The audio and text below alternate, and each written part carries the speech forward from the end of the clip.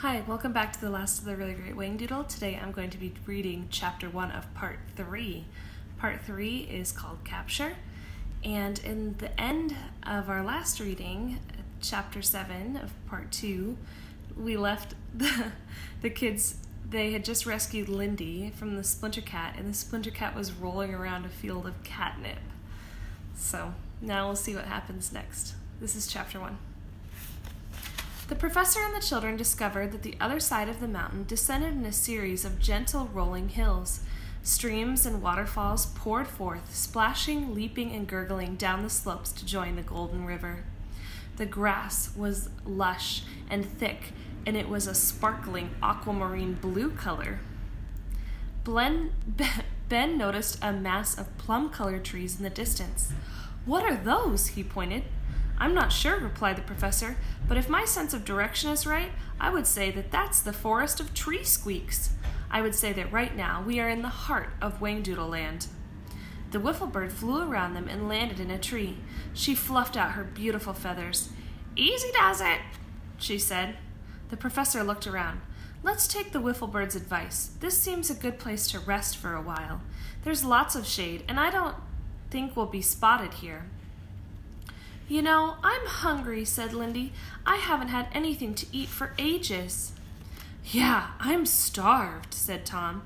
The professor reached to the low branches of a strange-looking tree. "That's easily put aright."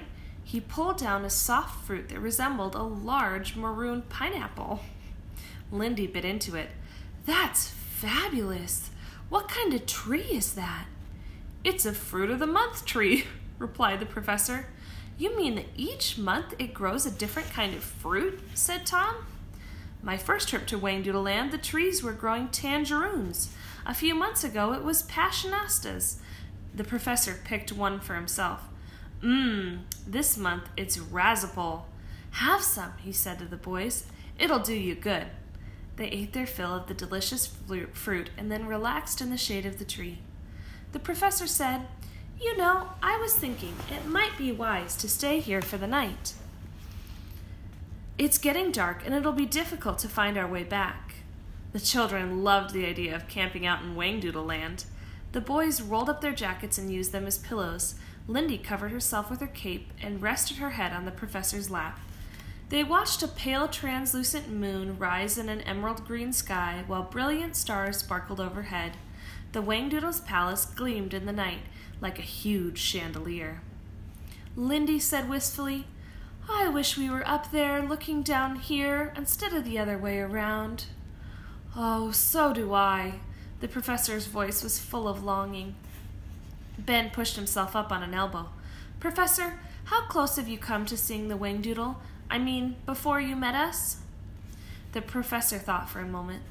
"I only came close enough to know that he was there. Of course, I talked to the Proc a lot, and I've met our good friend the wiffle bird." He looked at her, perched in the tree close to Tom. She appeared to be fast asleep, although it was hard to tell. "I never really got much beyond the Gambit region," he continued. "I discovered that it wasn't possible for me to reach Whangdoodle land by myself, or the Whangdoodle by myself. I needed youthful minds to help me." He smiled. That's why I was so thrilled when you came to my door on Halloween, for I had almost given up hope." "It was a kind of miracle, wasn't it?" said Lindy. "Well, I'd call it more of an opportunity," said the professor. "Miracles, contrary to popular belief, do not just happen. A miracle is the achievement of the impossible, and it is only when we put aside our greed, anger, pride, and prejudice that our minds are really open to accept it, that a miracle can occur." The Whangdoodle managed to think and do the right things and look at the miracle he brought about for himself and his friends. "He surely must have tried hard," said Tom thoughtfully. "Do you suppose we will ever get to meet him?" "If you want badly enough, the chances are it will happen. Actually, I've been doing some thinking. Since we've come this far, how about making one last all-out attempt to reach the Whangdoodle? If we are careful and lucky, we might be able to reach the palace before the Proc has any idea we're in the area." "How do you know the Whangdoodle will let us in, even if we do reach the palace?" asked Ben. "I don't, But I have a feeling the closer we are able to get, the more regard he will have for us and our determination. Let's do it, said Tom. We haven't got much farther to go, have we? I don't believe so. Please, Professor, said Ben. Let's give it one more try. Lindy was nearly asleep, but she managed to murmur, Yes, please.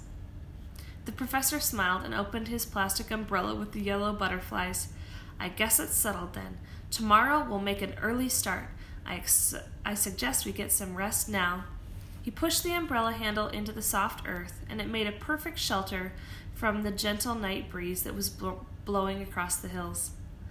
The professor stroked Lindy's hair and talked quietly in the darkness about stars and constellations. He told them about the fluffy, furry little creatures called flukes, and how when the Whangdoodle first left the human world, they had hidden away in a pair of his old slippers. When they were finally discovered, it was too late to send them back. Lulled by his soft voice, the children pulled their scrappy caps down over their eyes and fell into an easy and comfortable sleep. The professor woke them early. It was barely light, and the sun had yet to show itself. Pockets of mist lay among the vivid blue hills. He said quietly, It's imperative that we get through the forest of the tree squeaks before they wake up. If they see us, they'll warn the proc. Let's go. Keep very quiet. He led the way down the hill, and the wiffle bird flew onto Tom's shoulders. Professor, whispered Ben, there's a road just over there. The professor nodded. Probably the main highway. What a bit of luck! The sky was beginning to redden. The professor quickened his pace. They reached the road and discovered that it was made of shell-pink flowers, clustered together so tightly that they were like a carpet. A signpost stood on a grassy bank. One arm pointed to the trees and read, To the forest of the tree squeaks. Another arm below it pointed in the same direction, and it read, To the palace. Not long now, the professor murmured happily.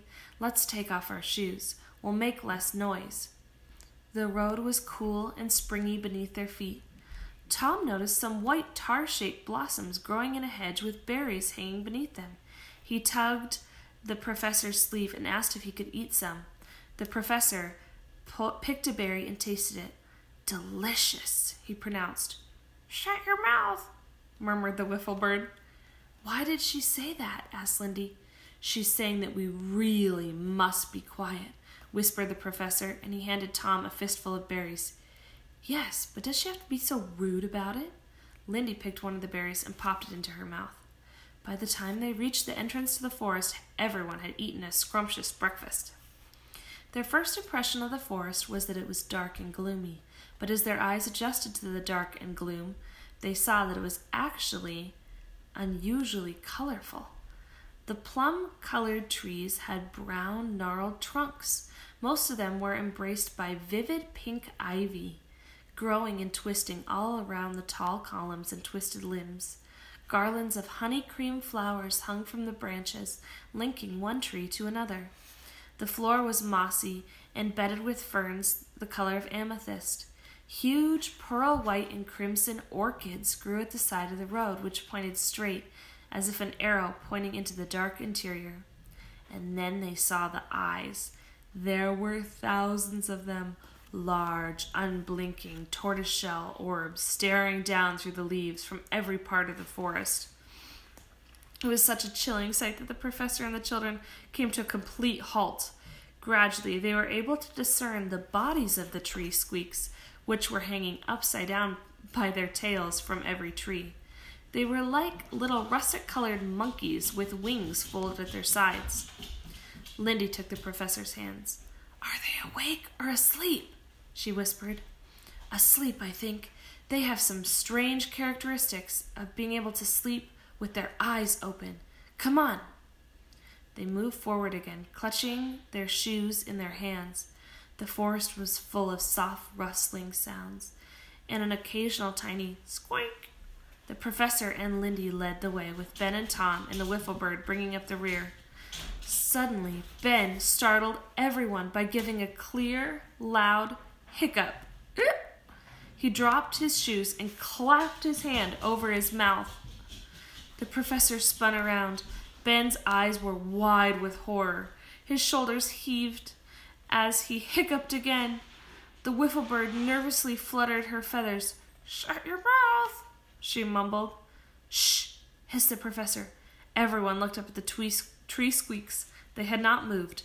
The professor picked up Ben's shoes and motioned for the children to follow him. They had only gone a few more steps when Lindy made a high squeaky sound, like a mouse with a bad attack of the sneeze. She looked panic-stricken and started to apologize, but all that came out was another squeaking hiccup. "Oh, Professor, what shall I do?" She could not stop. The professor hurriedly pulled out his big spotted handkerchief. Lindy grabbed it and promptly dropped one of her shoes. Everyone tried to do something at once. Lindy stuffed the handkerchief into her mouth. Ben bent to pick up Lindy's shoe, still keeping one hand across his mouth. The professor caught his umbrella handle in his pocket. And Tom suddenly gave such a loud that the surprised wiffle bird took off. The professor dived for her and caught her just as she was flying past him. His umbrella and the shoes scattered in all directions. "Dear wiffle bird," he breathed, "please don't make a sound." By now, all three children were hiccuping violently. The professor signaled for everyone to stand still. He stroked the wiffle bird and looked up in the tree squeaks. Despite all the noise, they still remained undisturbed. "I'm going to tie your shoes together so that you can hang them around your necks," he whispered. "That will leave your hands free to cover your mouths." He gathered up the shoes and gave a pair to each child. "Now then, we will start again. Follow me and please try to keep quiet." At which point he gave the loudest hiccup the children had ever heard.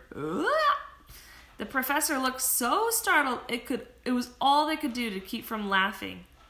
The professor lifted up the collar of his jacket and pulled the coat above his head.